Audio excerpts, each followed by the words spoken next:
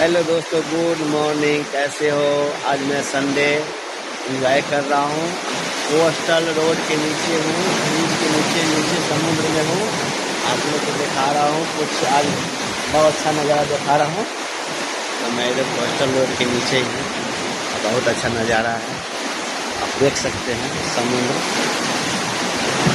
मैं समुद्र के नीचे हूँ, बहुत अच्छा नज़ारा है। आप देख सकते हैं मैं बिल्डिंग से बहुत अंदर हूँ, बहुत। और कितना अच्छा नज़ारा है, मस्त। देख लीजिए क्या है।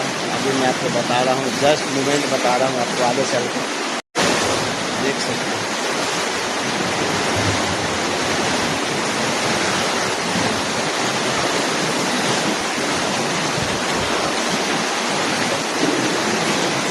देखिए समुद्र।